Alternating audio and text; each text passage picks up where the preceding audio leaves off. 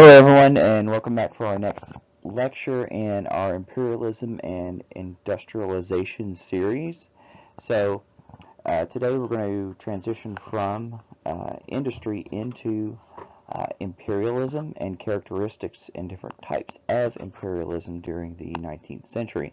Now both of these things are of course going to carry on into the modern era in their own forms, and they're going to be varied throughout history and throughout space and place and all of those things. And also it varies depending on the people who are imposing it and the people who are on the receiving end of these things.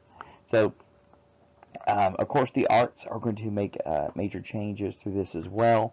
We're going to see a step away from realism through art and a step away from the classical idea of art and human beauty, and to something that's more idealized, moving more into the Romantic era, where you're trying to capture a deep mood and sense of things.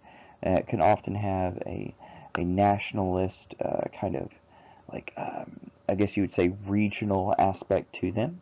But also you're going to see that it's going to move away from the idea of nobility and into more of what we might call into kind of like a middle class, more available sense of the arts. Now, back to social changes in the Industrial Revolution.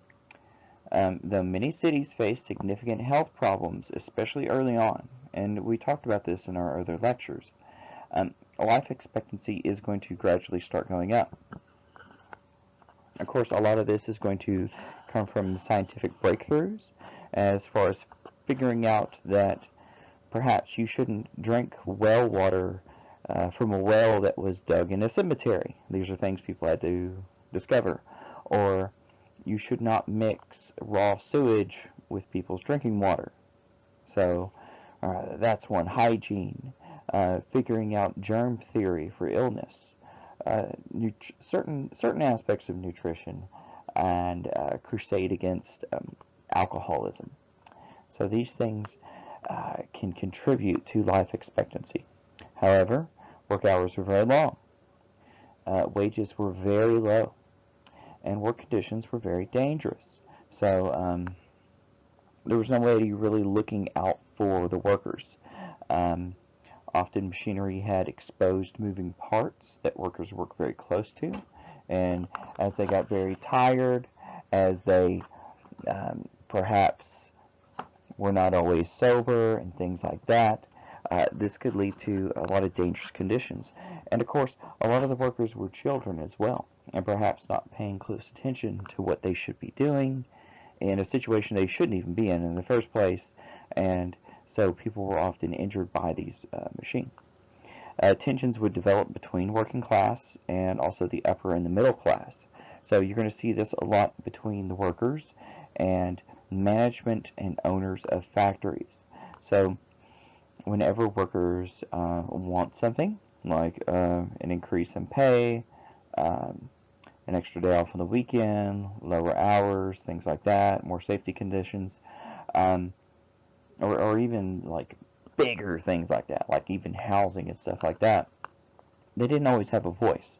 And so you're going to see levels of organization, movements, and sometimes violence develop between workers and owners. Now, children often must work in factories for the least amount of pay in dangerous conditions.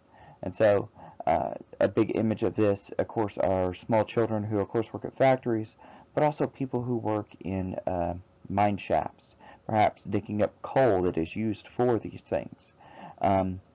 All the way into the early 20th century, England, for example, was famous for the mine shafts and the children who would go up and down these things, crawling on all fours, 12 hours a day down these dark, polluted mine shafts with a belt or a harness dragging a metal, I guess you'd call it a wagon behind them, up and down these mine shafts for days and days on end. And due to malnutrition, pollution, and overwork and lack of education, they had no future.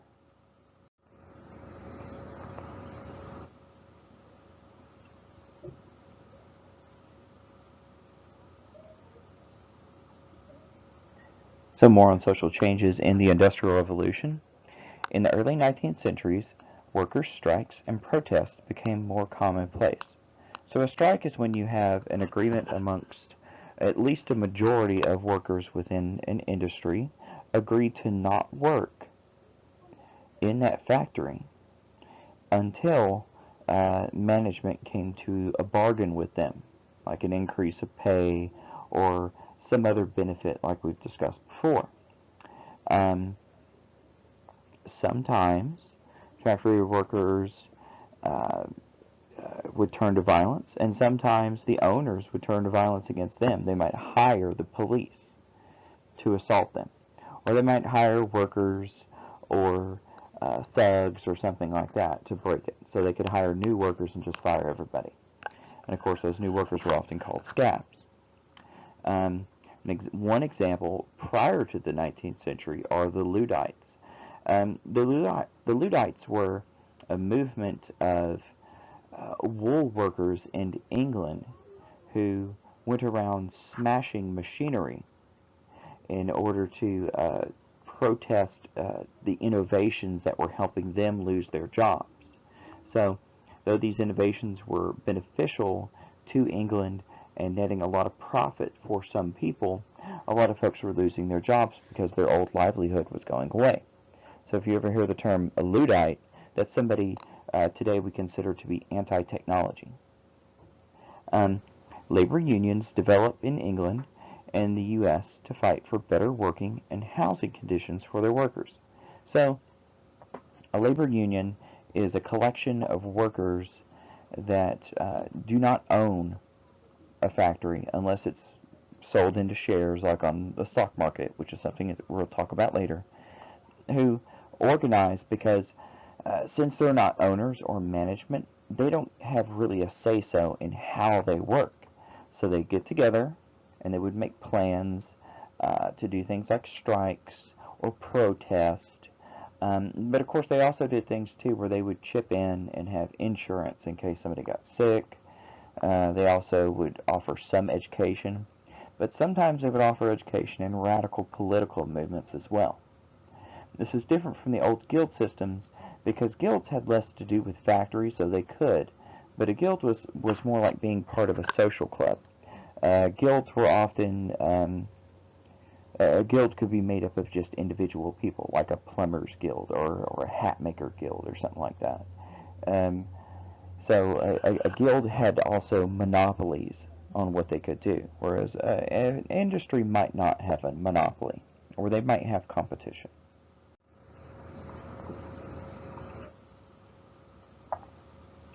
Alright, so transitioning into colonial control.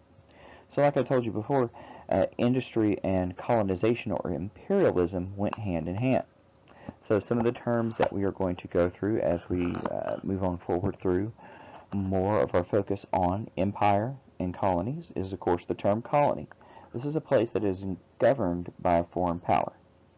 So I'm sure all of you are familiar with the 13 colonies. So we know that the 13 colonies of North America were colonies of England. They were considered to be English citizens, but that's because it was a specific kind of colony. A protectorate. This is a country with its own internal government, but controlled by an outside power. Often, I think a good example of this are some of the exterior provinces of ancient Rome.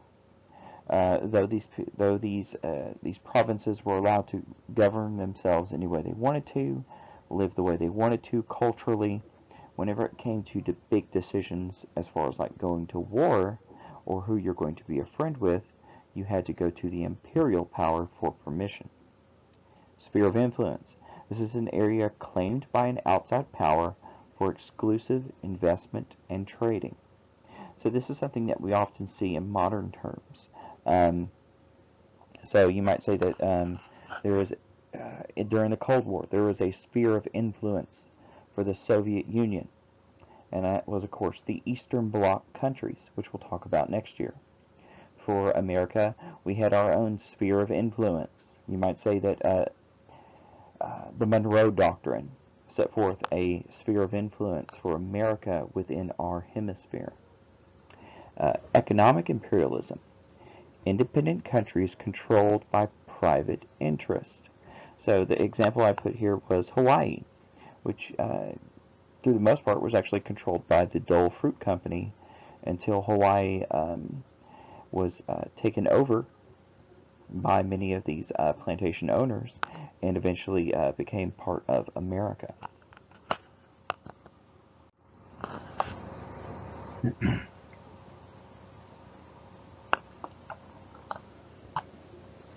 Now, on to patterns of imperial management. So once again, this has to do with the things that make up imperialism.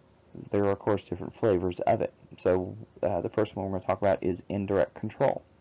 So this is when a local government with its officials have limited self-rule, laws based on both European styles and local rules. So they're blended. A good example of this is how England often controlled areas. For example, India.